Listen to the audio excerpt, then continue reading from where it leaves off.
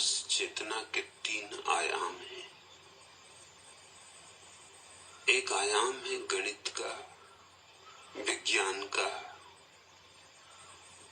गद्य का। दूसरा आयाम है प्रेम का, काव्य का, संगीत का। और तीसरा आयाम है अनिर्वचनीय। न उसे गद्य में कहा जा सकता, न पद्य में। तर्क तो असमर्थ है ही उसे कहने में। प्रेम के भी पंख टूट जाते हैं।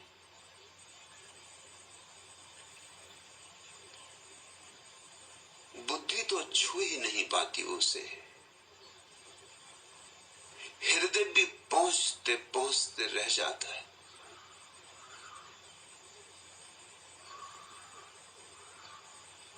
जिसे अनिर्वचनीय का बोध हो वह क्या करे, कैसे कहे, अकथ्य को कैसे कथन बनाए। जो निकटतम संभावना है वह है कि गाए, नाचे, गुनगुनाए, एक तारा बजाए, कि ढोलक पे थाप दे, कि पैरों में घुंघरू बांधे, कि बांसुरी पर अनिर्वचनीय को उठाने की असफल चेष्टा करे। इसलिए संतों ने गीतों में अभिव्यक्ति की है। नहीं कि वे कवि थे, बल्कि इसलिए कि कविता करीब मालूम पड़ती है। शायद जो गद्य में न कहा जा सके, पद्य में उसकी झलक आ जाए। जो व्याकरण में न बंधता हो वह शायद संगीत में थोड़ा सा आभास दे जाए। इसे स्मरण रखना। संतों को कवि ही समझ लिया तो भूल हो जाएगी।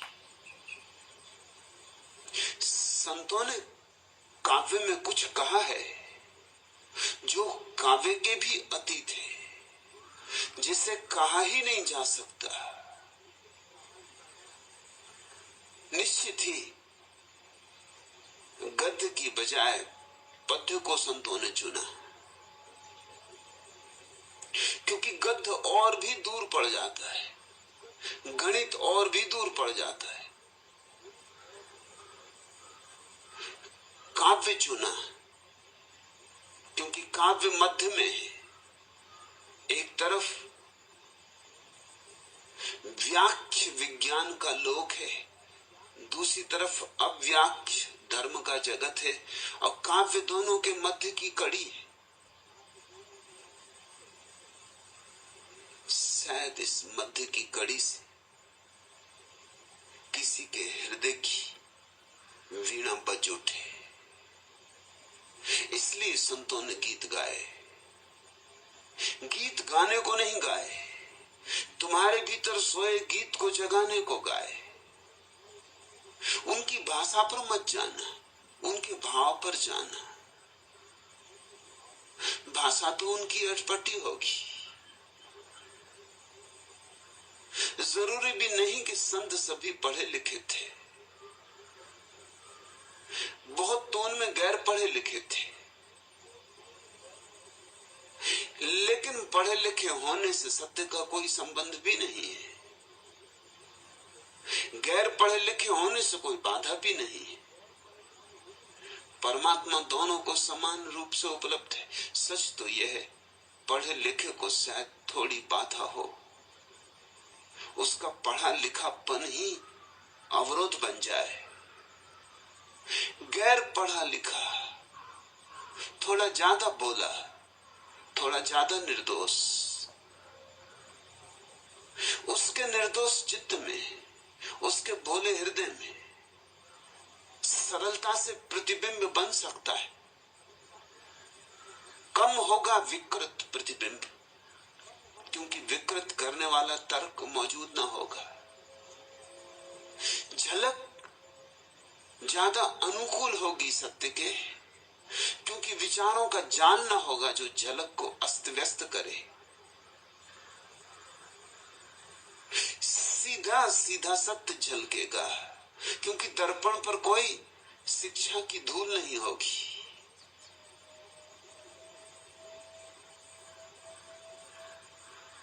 तो भाषा की चिंता मत करना, व्याकरण का हिसाब मत बिठाना, छंद भी उनके ठीक है या नहीं इस विवेचना में भी न पड़ना, क्योंकि ये तो चूकना हो जाएगा,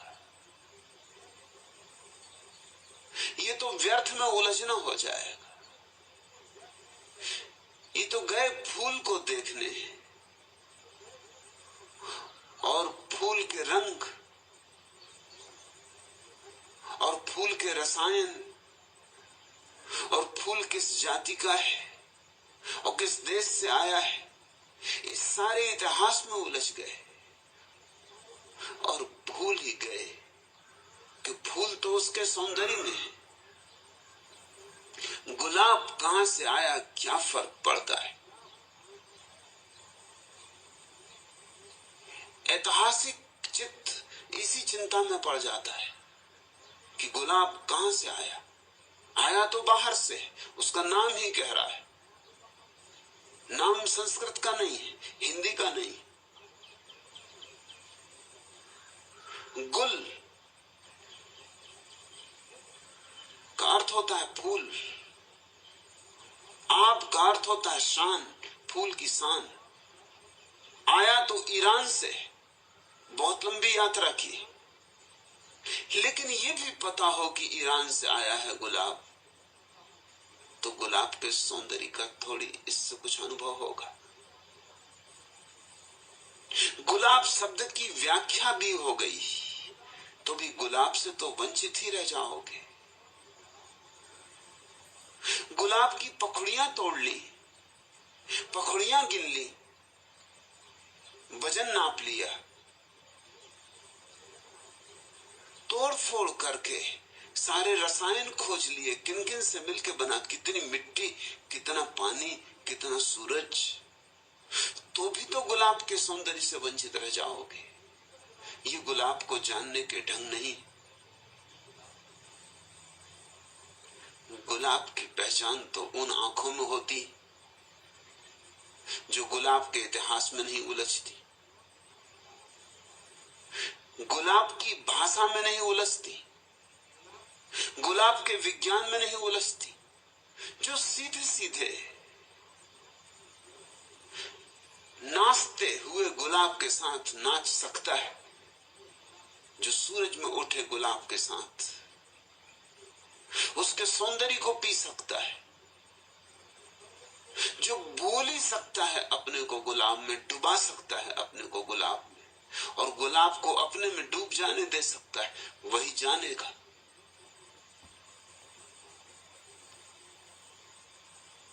संतों के वचन गुलाब के फूल है। विज्ञान, गणित, तर्क और भाषा की कसौटी पर उन्हें मत कसना, नहीं तो अन्याय होगा। वे तो वंदनाएं हैं, अर्चनाएं हैं, प्रार्थनाएं हैं। वे तो आकाश की तरफ उठी हुई आंखें हैं, वे सब पृथ्वी की आकांक्षाएं हैं, चांद तारों को छू लेने के लिए। उस अभीप्सा को पहचानना, वह अभीप्सा समझ में आने लगे तो संतों का हृदय तुम्हारे सामने खोलेगा। उस संतों के हृदय में द्वार है परमात्मा का।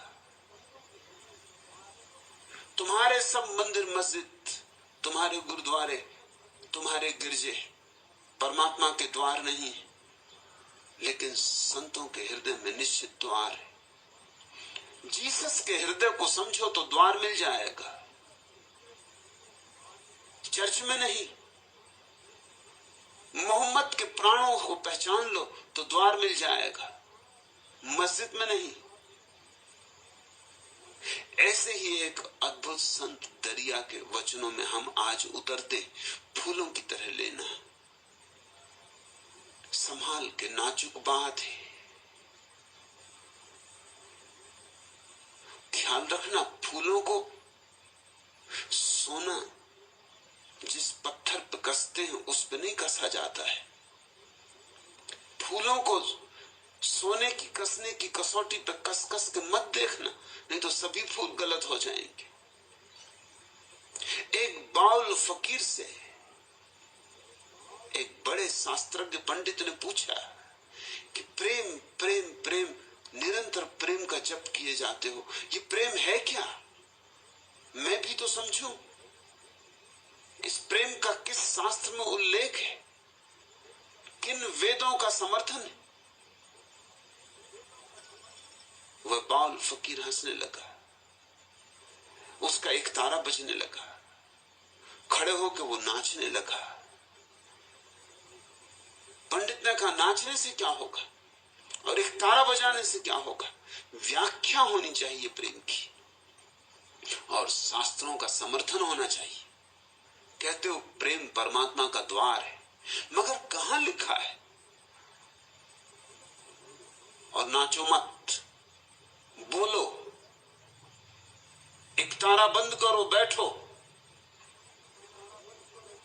तुम मुझे धोखे में न डाल सकोगे, औरों को धोखे में डाल देते हो एक तारा बजा के, नाच के, औरों को लुभा लेते हो, मुझको ना लुभा सकोगे।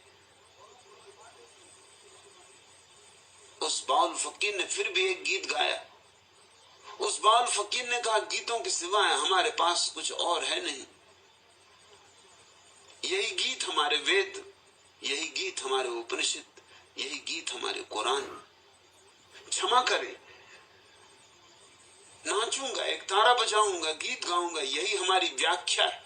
अगर समझ में आ जाए तो आ जाए, न समझ में आए दुर्भाग्य तुम्हारा।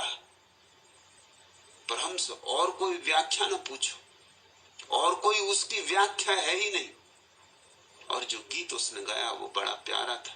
गीत का अर्थ था, एक बार एक सुनार एक माली के पास आया और कहा कि तेरे फूलों की बड़ी प्रशंसा सुनी, तो मैं आज कसने आया हूं कि फूल सच्चे हैं, असली हैं या नकली हैं। मैं अपने सोने के कसने के पत्थर को ले आया हूं। और वह सुनार उस गरीब माली के गुलाबों को पत्थर पर कस कस के फेंकने लगा कि सब झूठे हैं, कोई सच्चे नहीं।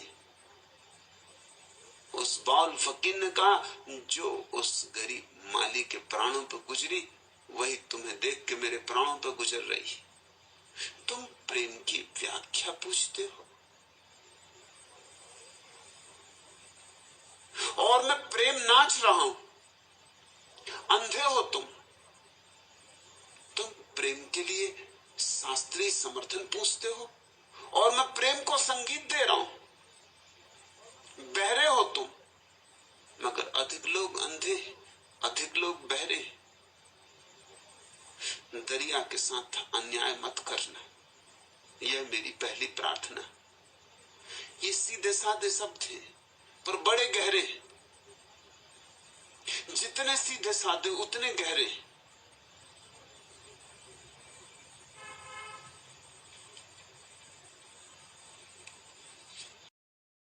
अवसर को चूको मत, जागो।